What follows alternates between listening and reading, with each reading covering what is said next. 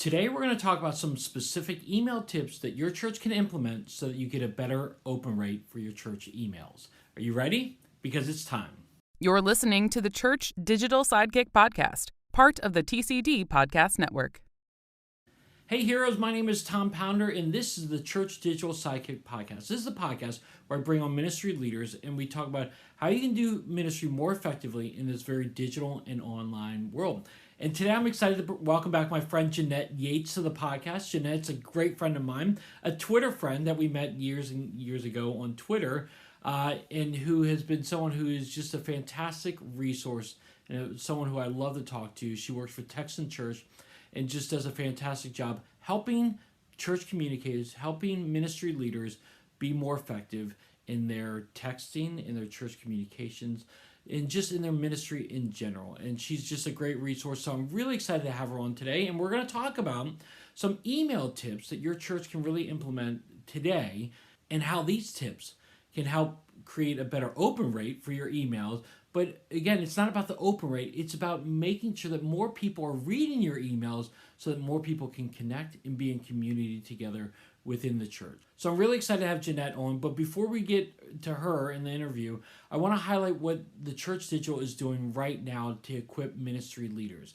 If you go to theChurch.digital and hit the equipping platform, you will find different opportunities for ministry leaders who are engaging in digital, online, and metaverse ministry, and how you can get coaching through cohorts or one-on-one training or just through group training and community.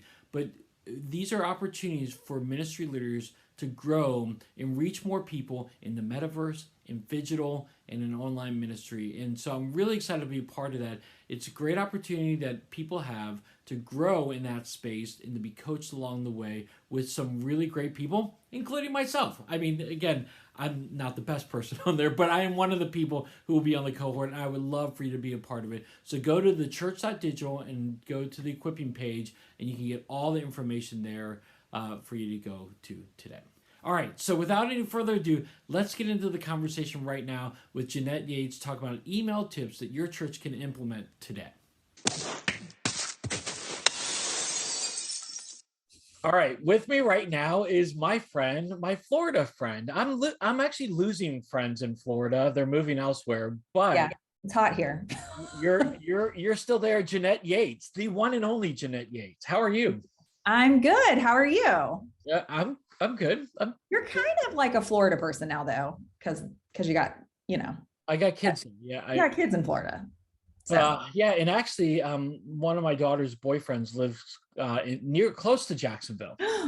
Yeah, but I don't think I envision going down there to his house hanging out unless he does something bad to my daughter or something like that. So, well, if you need a place to crash, you know where to go.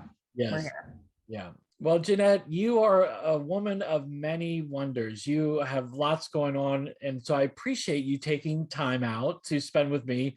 It's hard to book you. I mean, you've got a lot going on, but yeah, like normally I'm recording another podcast at this time, but we're on a holiday break right now. So yeah, and I appreciate that. And well, speaking of your podcast, let's talk about that for a quick second. So Jeanette does, she's with Texan Church. She's great on that. And anytime I have a question on Texan Church, I text her rather than going to support sometimes. And I know that's not good. I need to go to support more. But Jeanette works at Texan Church. She's got a communications background, and she does a lovely podcast it's with Church Juice. And so talk to me a little bit about your podcast. So I'm a co-host of the Church Juice podcast, which is a division or section of Reframe Ministries. And I co-host that podcast with Brian Haley.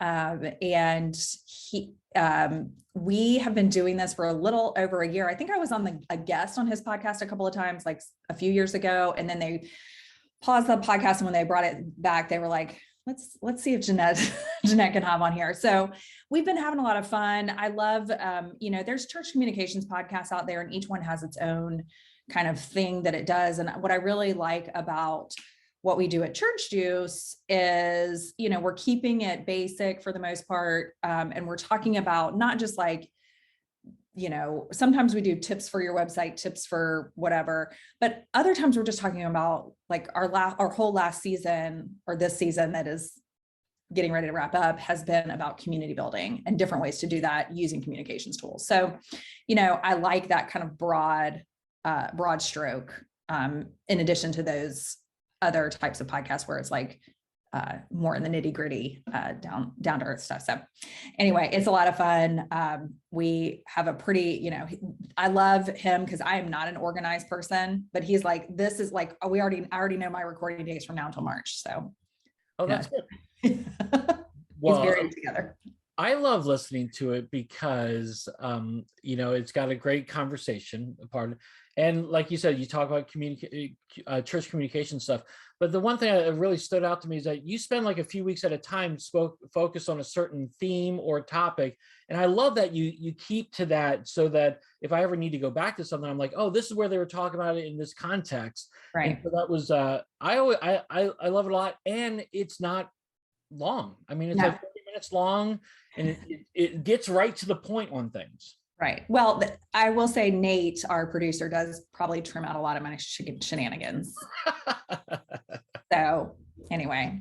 Well, I don't have anybody to edit out my shenanigans. So if you're listening today, be prepared for be prepared. or watching because you're doing video now. That's right, because we're doing video now. Okay. You did not tell me ahead of time. So I love it. No, this is great. And that's the one thing. For the longest time, my podcast was just simply an audio podcast. People kept on saying, Tom, do the video, Tom, do the video. And I'm like, I don't, whatever. No one wants to see my face and that kind of stuff. But that's the one thing now that I'm working with the Church Digital, Jeff was like, hey, we do video too. I'm like, oh, I got to tell people we're doing video and that kind of stuff. So yeah, that's very important, because once I did a podcast, and it was actually not only being recorded in video, but it was also being live streamed in video. And I was dressed, obviously, but behind me was my extremely embarrassing, never-ending pile of laundry. You know what I'm saying? And I was like, guys, we're really, and so I was like, just excuse me for a second. And I just got up and moved it, because I was like, I'm not going to be able to sit here and look at it in the video for the whole hour. But anyway, that was fun. That's awesome. Well, that's good. Okay, so this conversation we're going to have today was based actually out of one of the podcasts you did with Church Juice about email. Yeah. And I thought, you know what, we haven't talked about email on my podcast in quite some time. And I thought, let's get Jeanette on here and talk about just some tips that people can look again, as we're in this time of year, or a new time of year, actually a new year that we're in right now. Mm-hmm. What are some tips that church communicators can be looking at in regards to email? What's going to make it more effectively for them? And you had a few that we'd love to talk about. So before we go into the tips that I have, I do want to say, you are, you got your digital boot camp, you really focus on digital. We're doing the Church Digital stuff, social media, online church, all of that is so important. But one of the things that you need to be able to do is connect with people, and email and text, but email is a very effective way to do that. And so getting email addresses and things like that is very important, because, the live stream can go down. Who knows what the social media they can do whatever they want.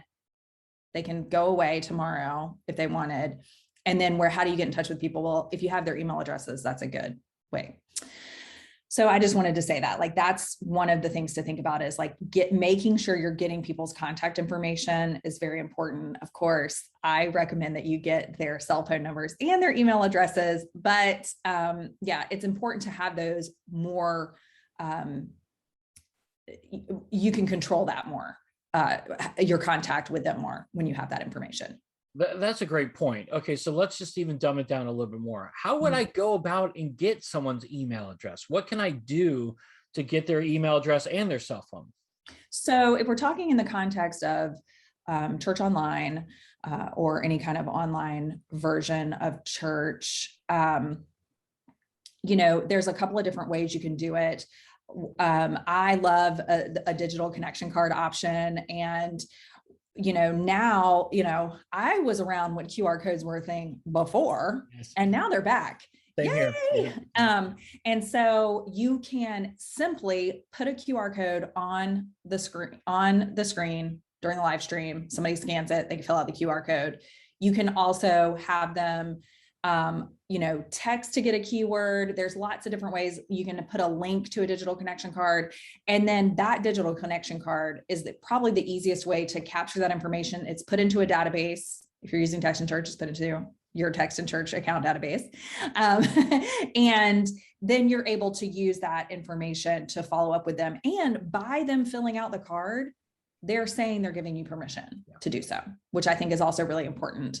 Which, if you're doing paper cards, unless you have a thing that says it's okay to text me, it's okay to email me, like, I think emails you're okay with, but the texting is one of those things where people really need to opt in. And so with the digital connection card, it's that much easier. Yeah. And I would encourage people to do this. Even if you got in the actual service, you can say, hey, if you've never filled out a digital connection card and you're not getting information about what's happening at our church, whatever your church is, fill out a digital connection card and just put it up on the screen and let people do that. When we throw up a QR code on the screen, we immediately get so many responses rather than if we just put up the website. So right. Again, the QR code is definitely has a comeback right now. Mm-hmm. And I would encourage you to utilize that to the best of your ability. So, yeah, exactly. So good. All right. So let's dig into some of these tips of yours. What would be one tip that you would recommend churches to do?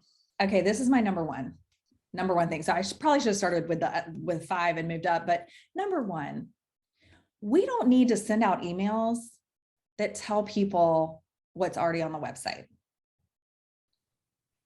Now, your email might say, hey, this big thing is coming up. Here's the link to it on the website. Yeah.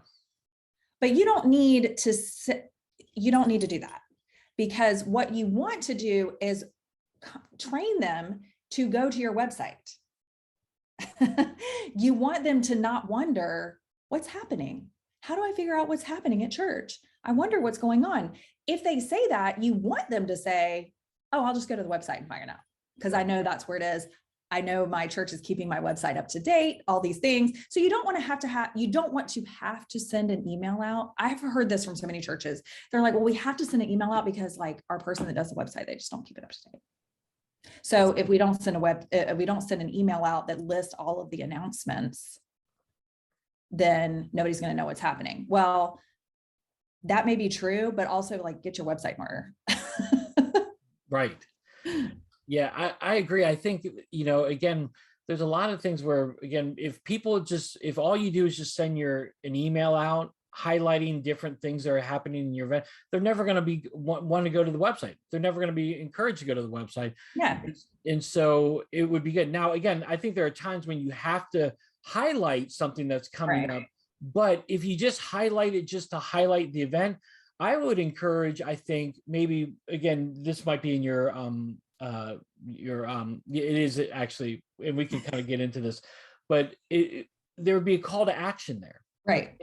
So that you'd say, okay, here we've got this big service coming up. If it's a Christmas Eve service or an Easter service or something, don't just say that, but give them a call to action to say, what do you do with this information today? Don't just let it stay there. Right. So yeah, that is the tip. The second tip is have a call to action. And like more than that, when you're sending out an email, you don't want to have multiple calls to action. So you don't want to say, we're having a big extravaganza this weekend, so we need you to RSVP. And we're also looking for volunteers. And after that is going to be Wednesday night dinner. So go ahead and put in your order for what you want. Also, yes. That's just too much, too many. Nobody's going to click on more than one link, Now I have seen this from the greats, like Brady Shearer. He will send out an email, and you got to scroll to read all of it, but it's got a lot of white space, which is nice, all that kind of stuff. And he has several buttons or several, hyperlinks, but they're all for the same thing. Like, that's okay. Yes, you can do that. But it's like, we're having a big extravaganza, bring your family, whatever, which we could talk about why that's not what you want to say, but that's another podcast. But anyway, we're doing this thing, RSVP here, boom. Last year when we did this, it was so much fun. Here are some funny pictures. Don't forget to sign up. Boom. There's your second version of the one CTA, blah, blah, blah, blah, blah. PS, why haven't you signed up yet? Link, I think that works, but having different CTAs, not so much, not good. Yeah. And someone might say, hey, well, why would I put an invite to the same thing multiple times or 3 times during the same thing? Well, I think partly is because you highlight different things and it might catch someone's eye differently. Right. Maybe it doesn't catch their eye the first time you ask them to respond, but maybe you share a personal story or a testimony, right, and that encourages someone, okay, now I got to click this thing. Right. So, right. Because the person that clicks the top one isn't going to see the other things. Yeah. They're just going to sign up and move on, go check another piece of email. It's the person that you're scrolling that you're trying to still get to click. So you're building like more of a story for them to want to come to the event or whatever, to the service.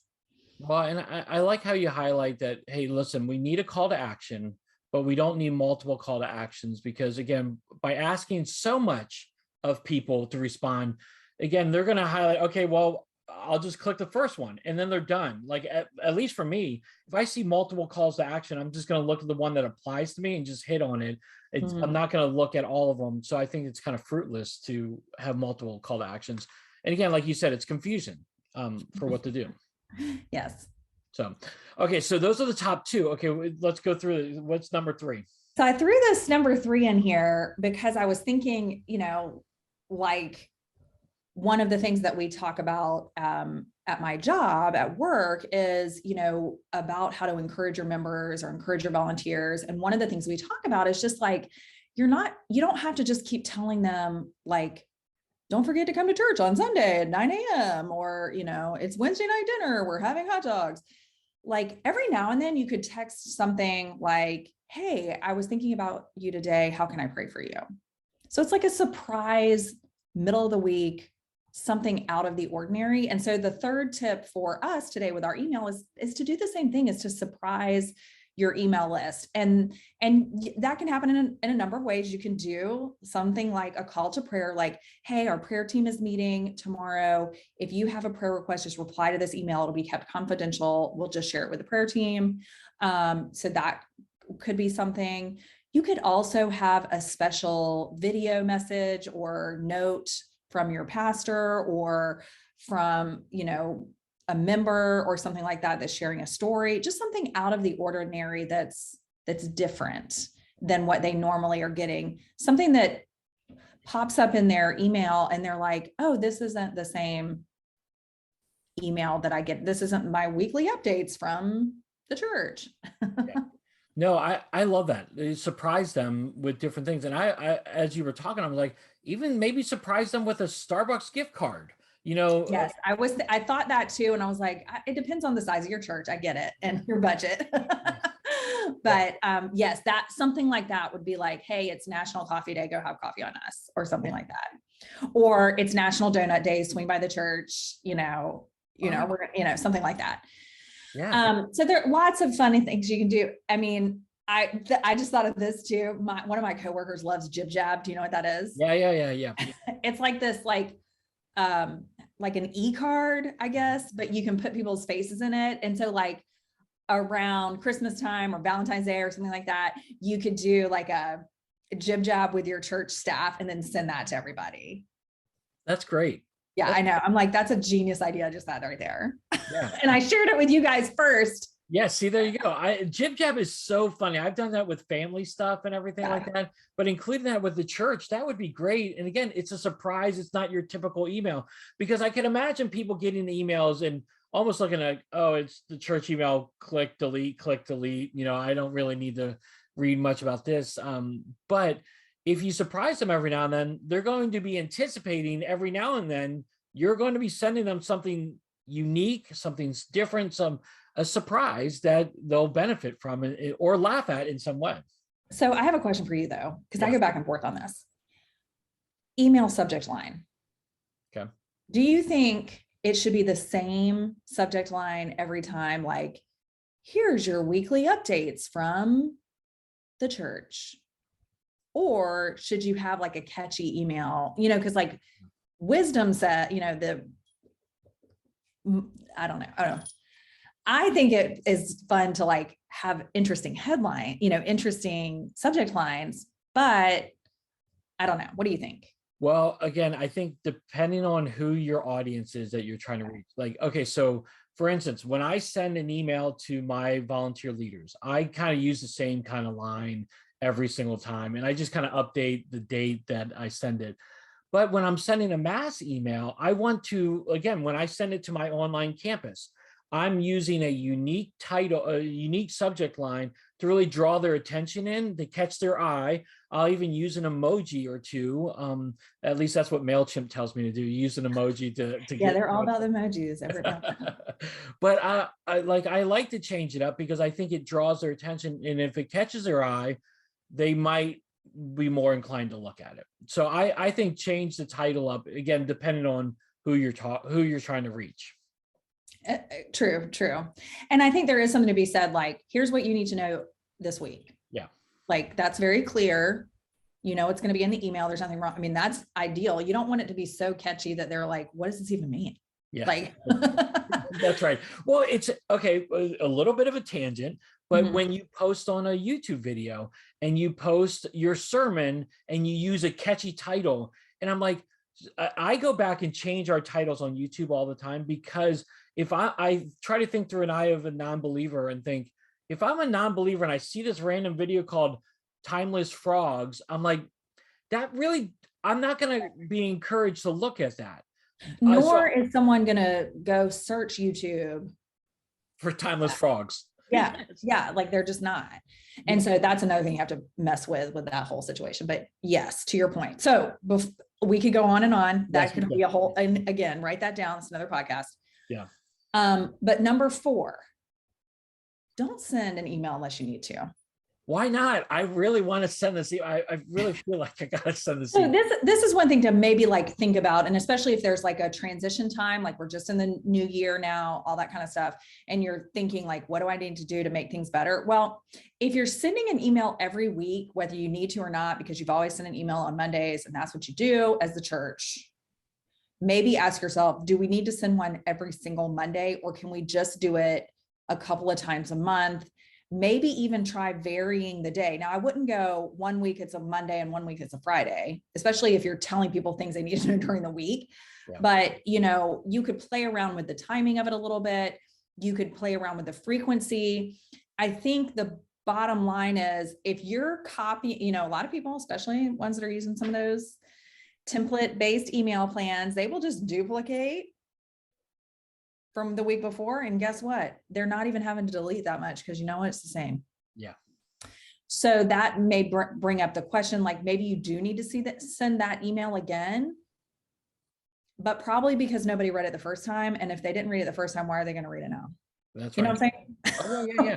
Well, and I like the thing of don't send it unless you really have to. I feel like we can just get in the habit of sending something when you don't have any new information to send out, or you don't have anything current, or you don't change it in any way. So don't just send it, because then again, it just highly increases the likelihood that someone's going to hit delete. I don't need to read this. Right. So I agree with you completely on that. So, and then the last one is, I thought about, this was like, I like this one. I like this one. Does this even count as a tip? But I really think it does. Yeah. So what we've been talking about is those big email newsletter type things that the whole church gets probably every week. That's what we've been talking about. Right.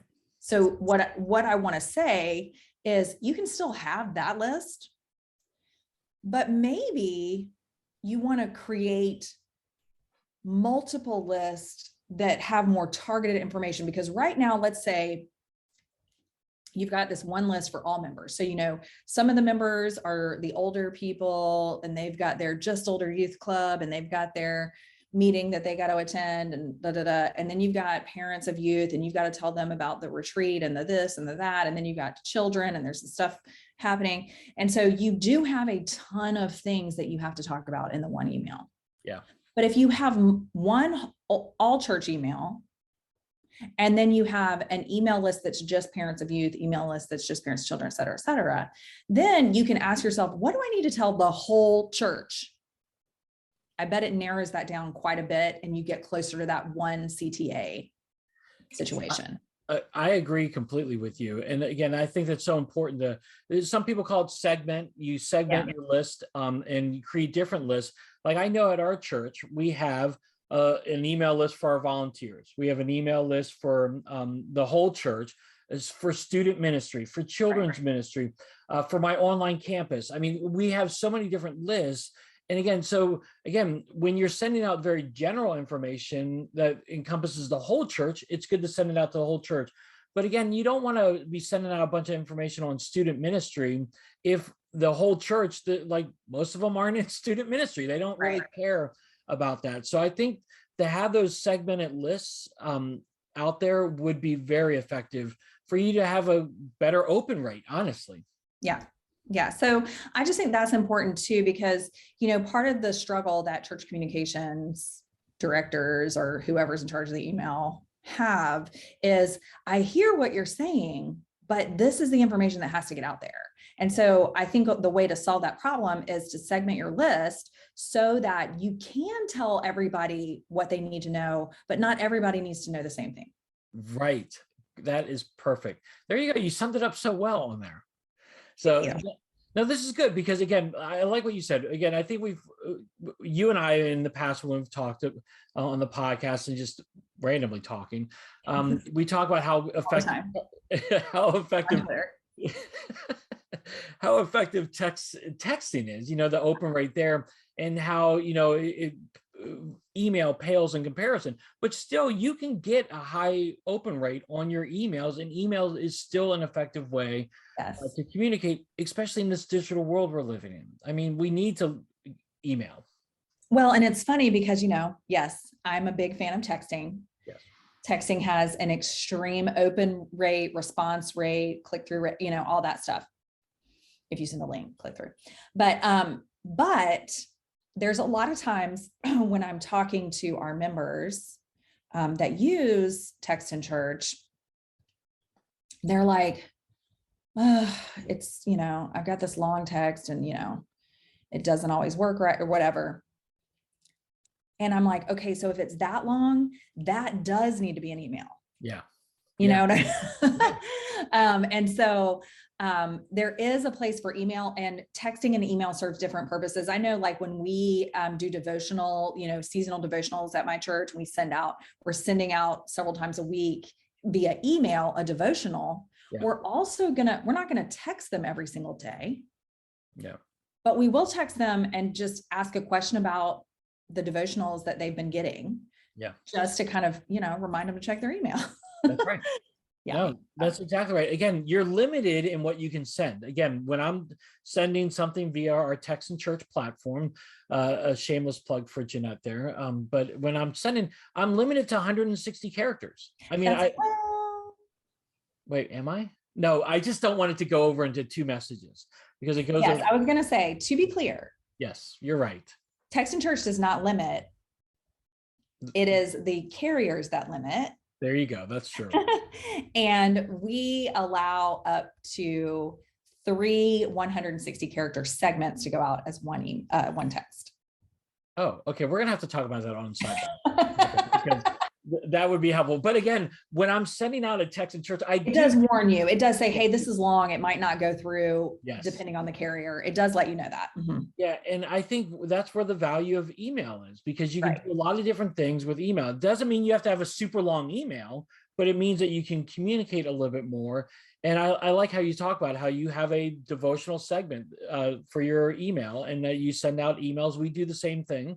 And those are really effective because people opted into that and wanted to Right. get those emails. Right. You're not just sending them, generic stuff. So I Right. think it's really Right. important. All Yeah. right. And that's true too. You have to, some people only want to get a church email once a week. They want to, see what's going on, whatever. Other people are like, I know what's going on. I go to church every Sunday. I get the bulletin. I mean, I see it on the slides. I get it on YouTube or on Facebook ads. Like I get it. But they might be interested in a short-term devotional or something like that. And then once they sign up for the devotional, you have their email address and you can email them important things like during hurricane season. I'm just saying. Yeah, that's that's right. All right, Jeanette. Well, this has been very helpful. This is encouraging, and I know people listening will be encouraged. Any other final thoughts as we kind of wrap up? I mean, come hang out with Tom and I on Twitter. There you Where go. are you? That's right. We want to see you. We're all over there. Yes, it's where all the cool kids hang out. It is. It is. Bring your gift game though, if you come over there. Yeah, you have to be strong. I mean, Jeanette is really powerful with her gift game. I mean, so, good. Well, listen, I'm going to include all your links, one for your Twitter, one for Church Juice, also for Texan Church if people are encouraged to check out Texan. Well, and we're hyping up for Engage. That's right. Yes. Any thoughts on Engage?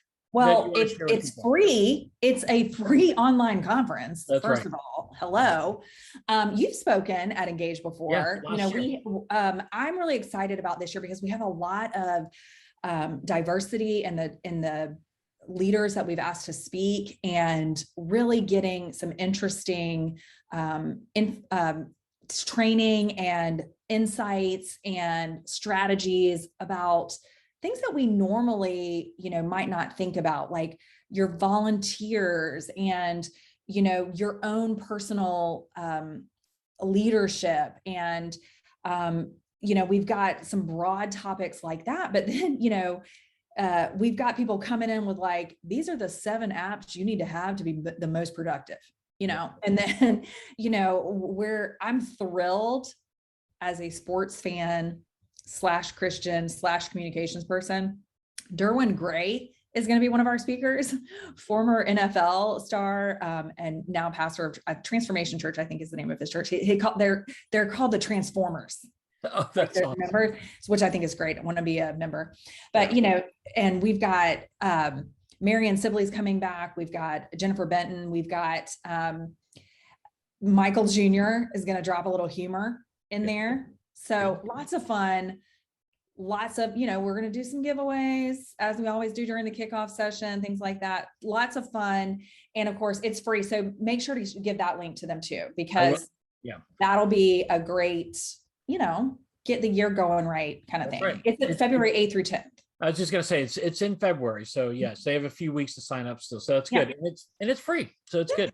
It's free. And you get to hang out. Hey, I'll be there. Yeah. There, and you'll be running the Facebook group stuff, right? Of course. Yes. That's May even hang out on Twitter this time too, Tom, just for you. Oh, I like that. Yeah. Yeah. All right. Well, Jeanette, as always, it's great talking with you and catching up. So I hope you have a great rest of your day. You too. Thanks, guys. All right. So what did you think? What are the tips that Jeanette mentioned that are really sticking out to you, really standing out to you? I would love to talk to you a little bit more about this. Just go to Twitter and at @TA Pounder and just share with me just a tip or two that you thought was helpful. But also, if there is a tip or two that you said, hey, you guys didn't mention, but I found this to be effective, share that along the way. I would love to talk to you a little bit more about this and carry on the conversation with you. And I'm sure Jeanette would love to do the same. Again, it's always great having Jeanette on the podcast, so I would love for you to connect with her on Twitter as well, because she loves Twitter just as much as I do. All right, heroes. Well, thanks so much for joining me for another episode of the Church Digital Sidekick Podcast. As always, if you enjoyed the podcast, go and subscribe to it. It's on YouTube, iTunes, or Spotify, whatever platform you're on. Go there. Go to thechurch.digital for more blogs and podcasts that I have coming up. And also go to the equipping page so you can learn how to get some great coaching and training on how to do more online ministry more effectively. All right, heroes, well, I hope you have a great rest of your day, a great rest of your week. And until next time, have a great one.